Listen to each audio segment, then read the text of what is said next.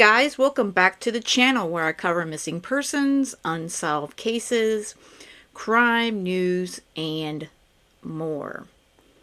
I know I'm a little bit late covering the sentencing of Christopher McGregor for the murder of his son, Corey Micolo. This happened on Friday afternoon. I was able to watch and listen to the sentencing and the victim impact statements live, and it brought me to tears multiple times. And it's a very long, the entire sentencing went on a long time. I refused to play Christopher's whiny, oh, woe is me, and I cared about my son's garbage that he gave to the judge and to the court as he tried to beg for mercy, in my opinion. And I also don't want to play what the judge had to say besides the sentencing at the end. But what I do want to go through is the victim impact statements for Rebecca, his grandma, as well as Brianna Micolo, his mama. Those are the two I want to play in their entirety, and I am going to link to the Law and Crime feed, the live feed. And if you didn't already see on my community tab, I had linked it on that I was watching it with Brooks and crew over at Crime Lines and Lies. Please also check out her channel if you haven't already. She's able to stream a lot of these trials, whereas I am not due to work. But let's get to Rebecca's victim impact statement. And if you haven't heard these already, I will warn you, you're going to need some tissues. Rebecca Micolo, Corey Gmont. Thank you, ma'am.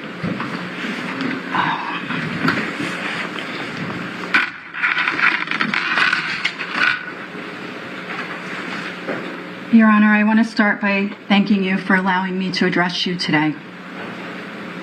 I will not stand here and tell you that I forgive this monster, because I don't, and I will never. You'll never hear those words come out of my mouth. The actions of this man have greatly affected my life, the lives of my two daughters, my two sons, and my granddaughter, and 19,000 others from around the world, including Corey's teachers and doctors. On April 2nd, 2021, this man lost control and he beat my grandson, and he denied him medical attention for several hours, only taking him to the hospital by car when Corey was within an hour of death, and leaving him to die with only a nurse and hospital staff around him, denying my daughter and myself to be with Corey, and denying Corey the comfort of having people who loved him with him as he took his last breath. This is not a man who should be shown mercy. My daughter slept in my bed many nights since Corey was murdered because she was afraid to be alone. We have nightmares. I see that treadmill video in my nightmares. That video that this monster sat in this courtroom and watched and didn't shed a tear. Not 1 ounce of remorse. I'm being treated for several mental health disorders since Corey was murdered. PTSD, nightmare disorder, depression and anxiety. I'm on several medications to get through the day. I can't work. I'm no longer living, Your Honor. I'm existing. Your Honor, this man took advantage of a 16-year-old child when he was 21. He used alcohol and drugs, and Corey was conceived as a result. Corey was the dirty little secret that Chris never wanted anyone to know about. He demanded an abortion. He met Corey when he came home from the hospital. He knew Corey existed, but hid the truth from his family for years. None of the Gregors wanted Corey. David Gregor told me Corey should have been aborted.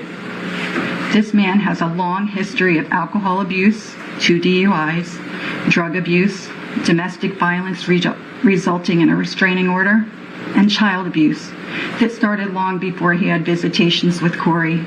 He abused an ex-girlfriend's son while they were living in the Gregor home in Monroe Township. The DCP&P case was closed after the girl moved out of state. The system failed Corey, but Chris Gregor and his family also failed Corey. This man has never had to answer for any bad behavior. It seems it always went away somehow. Your Honor, my life will never be the same. Corey was wanted, loved, and doted upon by my family. We enjoyed watching and helping Brianna raise him. I have difficulty going into a store and seeing little boy clothes and toys that Corey would have loved. In September, when everyone is preparing their kids to go back to school, I wonder what backpack or shoes Corey would have chosen. I can't go to my nephew's house for my great-nephew's birthday parties because seeing them makes me sad. Corey should be at those parties. I find myself looking at kids who are the age Corey would have been, and I wonder what Corey would look like now. I cry several times a day. My physical appearance has changed. My health has declined. I've aged. I'm angry, sad, bitter, and mostly I'm broken. This man has shown no remorse as he sat through the trial. I watched every second, and he didn't shed a tear for Corey. He's had discussions with fellow inmates about wanting Brianna to be killed. I'm sure he doesn't think we heard about that, but with social media, things do get out. This is not a man who can be rehabilitated. My family lives in fear, wondering if he will attempt to have my daughter killed, because we all know what he's capable of. My granddaughter visits her brother's grave and sits on the ground and plays with toys left there for Corey by strangers from all over the world. This makes me so sad. Watching Brianna watch her daughter play at Corey's resting place. Corey wanted a baby sister so bad, and now she's here, but he's not, and Chris Gregor is the reason he isn't here. I often wonder what or how we will explain to my granddaughter that Corey isn't here. Do we tell her his father killed him so then she can wonder if that's what daddies do? Your Honor, Corey also wanted a father, but instead he got this monster who ridiculed him, deprived him of food, love, compassion, and beat him and abused him daily until his final beating on April 2nd, 2021. Your Honor, Corey knew he was going to die. On the Sunday prior to Corey's death, just 5 days before his death, Corey was at my house and preparing to take a bath. When he undressed, he was covered in bruises in various stages of healing. One stuck out because it was very large, and it was on the left side of his chest. I had to turn away so Corey didn't see the tears in my eyes. Once Corey was dressed, we sat in my bed. Corey looked at me and he said, "Hey, Gima, does God see what my daddy does to me?" I told him God sees everything. His voice got very low. He said, "Why doesn't he help me?" My heart was breaking as I told him that God was helping someone else who needed him more right now. Corey then asked why his daddy wasn't going to hell. And I replied, "He will someday."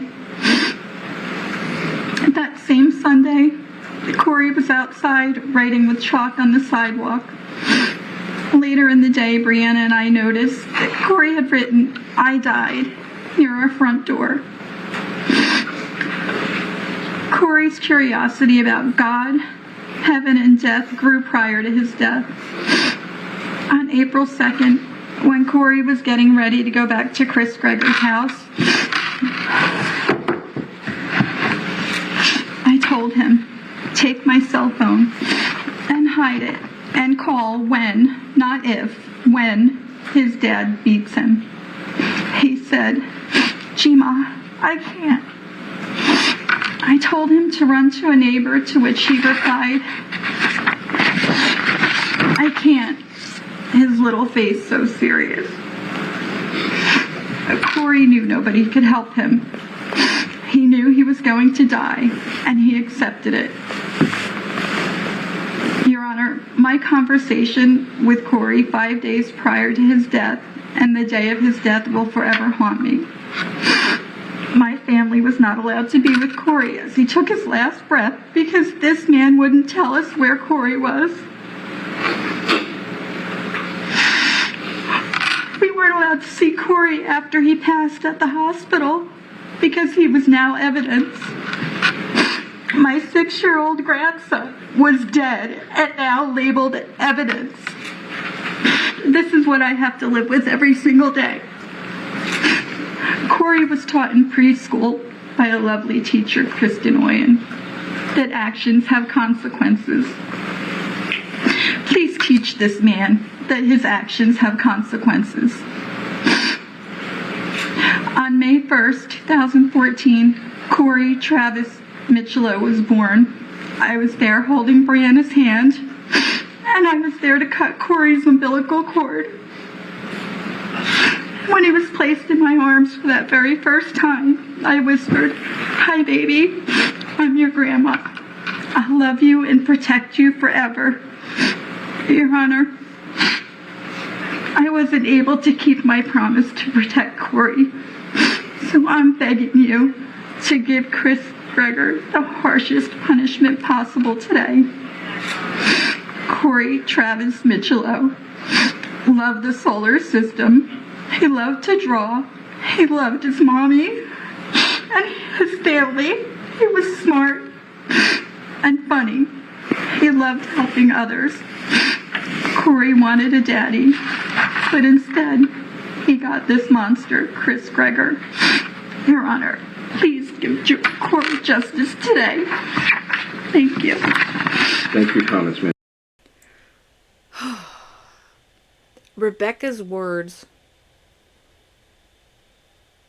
broke my heart. I knew the story that she got pregnant with Corey. Brianna did. She was 16. I didn't know that the Gregors, that they wanted Corey aborted. And I didn't know that story of how he told his grandma he was going to die. That is heartbreaking. The system, including family services, the judges, they all failed Corey. And as much as Rebecca and Brianna feel that they failed Corey, they didn't fail him. They did everything that they possibly could. Sadly, Corey, he's another victim of a very, very broken system. Your Honor, my name is Brianna Michelow, and I appear before you today not only as a grieving mother, but also an advocate for justice. On behalf of my son Corey, I stand here before you to plead for justice that Corey rightfully deserves, and to press for the maximum sentence of Christopher Gregor, whose actions have inflicted irreparable harm in our lives. For you to fully understand the gravity of the situation, I will flash back to the July of 2013. This day marks the beginning of a traumatic journey defined by manipulation, abuse, and ultimately an unspeakable loss. At 16, I first met the defendant, who was 21 at the time. He proceeded to feed me drugs, alcohol, and took complete advantage of me, which led to the conception of Corey. From day one of my pregnancy, I knew I would keep Corey regardless of the way he was conceived. Corey didn't ask to be brought into this world, and I knew I owed it to him to bring him into this world with unconditional love. Corey was and still is my life, my world, and my everything. I would also like to speak about my past, which I am not 100% proud of. You heard a lot about it throughout the trial, and so did a lot of the world. It was very upsetting for that to come out because I've worked extremely hard for many years to be where I am today. I admit I abused drugs, but during the trial it was made out that for some reason my son deserved to be killed because his mom was a drug addict. That is absolutely disgusting. I stand here today clean and sober, and I know Corey would be so proud of me. Unfortunately, my son is no longer here to tell his story, so I'm here to be his voice and tell his story along with all the others sitting in the gallery who have continued to stand by me. Not once have you seen the defendant shed a tear for Corey in the last 3.5 years since he killed him, and today was fake. I don't believe a word he said, and I don't accept any apologies.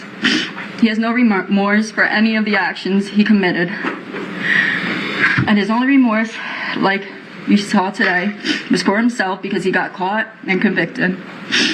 Another reason I could think of is, everything he had done to Corey was done out of spite towards me. Another reason I could think of is he's sick in the head and used Corey as his punching bag. On April 2nd of 2021, it was not the first time that he abused Corey, but it was the last time. He never had an ounce of love for Corey. And to the defendant, Corey was just an inconvenience in his life. He never hugged him. He never praised him. He never told him he was proud of him or that he did a good job.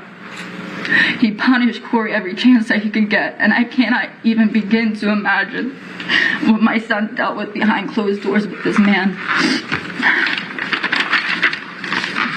On April 2nd of 2021, I hesitantly dropped Corey off at the defendant's home, which is a mistake that will haunt me for the rest of my life. I kissed my son goodbye unknowingly for the last time. I wish I knew what was going to happen and I would never let him go. At 3 p.m. the same day, I received a phone call from the defendant where he stated Corey was very sick and he was taking him to the hospital, and then hung up on me after he asked for my insurance card. As an extremely concerned mother, I called him back with no answer and continued to do so along with texts for hours to find out where Corey was and what was going on. For those few hours, my mother and I called every hospital in the area with no luck. The very last hospital finally said he was there. Then there was a knock on the door. It was our local police there to tell me Corey had passed away. My healthy 6-year-old boy who was just alive and well with me a few hours ago is dead. My heart dropped and my whole body collapsed from the shock that took over my whole body. I was unable to breathe. My mind was racing and I felt like I was no longer inside my body. All I remember is screaming that they had the wrong child because Corey was fine this morning. I actually convinced myself that it wasn't him and they had the wrong kid for a while. My next question was, where is Chris? I needed to know what happened, and he was nowhere to be found until the next day, when I found out he was in Tennessee. No one was able to tell me what happened to Corey except Corey died at the hospital.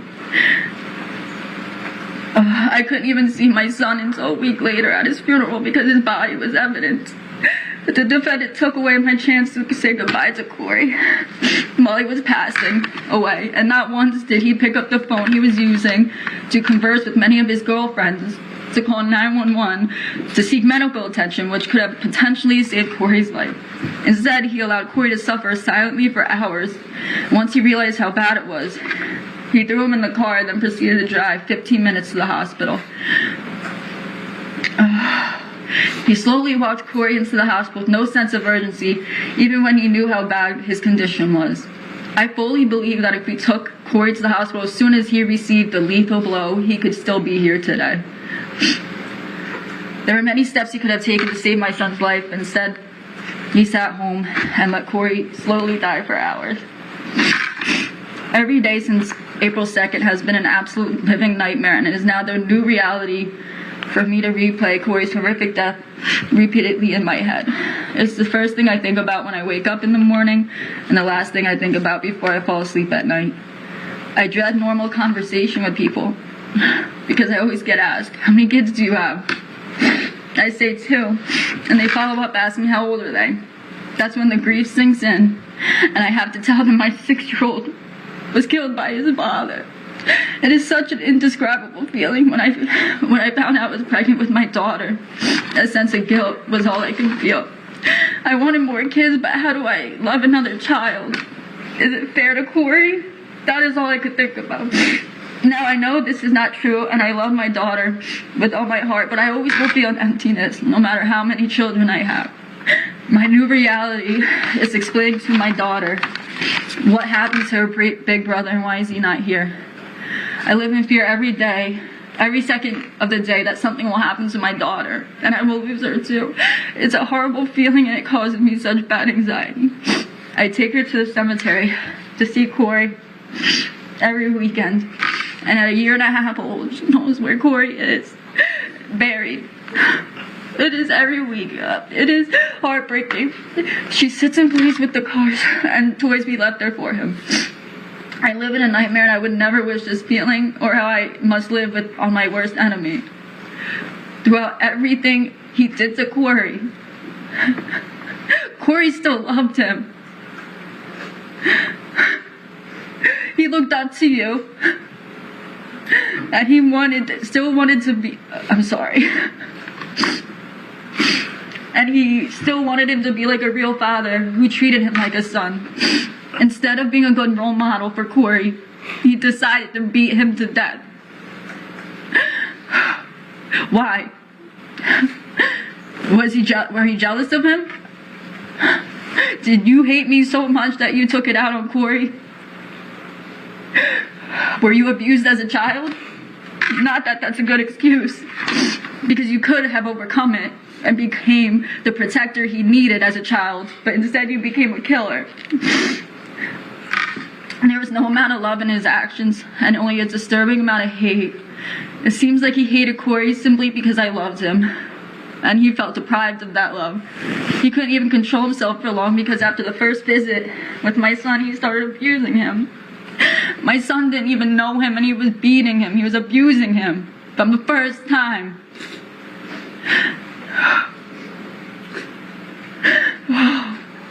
I thank God. I hate you for not letting me say goodbye to my son, but I thank God your face is not the last one he saw. I'm sorry. What this monster did was pathetic, disgusting, and I wish him nothing but the worst. One could only hope that karma comes to him quickly.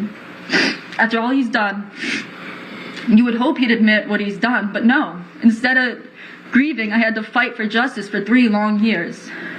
Go to trial just to relive everything. I had to see that video that I never wanted to see. I didn't have to see it until 2 weeks before this trial. I went 3 years without seeing it. Oh, I'm sorry. Just for you to be found guilty anyway. What was the point of that? Just to make it worse for us? Are you that crazy that you convinced yourself you didn't do this? I hate you. I will never forgive you. And I'm going to skip that one. You have stolen my full potential at happiness. And I will never have my son back. My family will never feel whole again. My daughter will never get to meet her brother. And my boyfriend will never get to be the father that the defendant should have been to our son. He took my whole world away from me. He has shown and proven to be that special kind of dirtbag he claimed I was. Your Honor, all this monster had to do was say he did not want to be a father. No one would have made him. I would have happily continued to raise my son alone with the help of my family. He had many opportunities not to do this to him. He is in this current situation due to his own actions, and every day he will have to live with this. He deserves nothing less than to experience the pain, suffering, and isolation that he inflicted on Corey. I hope that every moment he spends in prison is haunted by the torment of knowing he killed my child. I fear when Christopher Gregor gets out of jail, whenever that is, he will come after my family and I again. I fear for our lives. His twisted mind truly thinks that I caused all this and that he's in jail because of me, even though he's here because he killed him. I truly believe if he ever gets out and gets the opportunity, he will kill me. Your Honor, Corey should be going into 5th grade in September, hanging out with his friends, playing sports and enjoying his life. Instead, he will never experience finding his first girlfriend, graduating high school, falling in love, driving a car, getting married, or having kids. Christopher robbed him of his entire future, and Corey could have easily lived until he was 80 years old. He stole over 70 years from Corey and thousands of memories we could have made. I will never see my son again. I miss him and I love him so much. There are countless reasons Christopher deserves the maximum sentence. He rejected what I considered a generous plea deal, which shows how selfish and ignorant he is as a person. I beg you to not allow this injustice to continue, and he must face the full consequences of his actions. Thank you for allowing me to speak, Your Honor. Thank you for your comments, ma'am. You notice he can't even look her in the eye. Damn coward that Christopher is. He's a monster and a coward.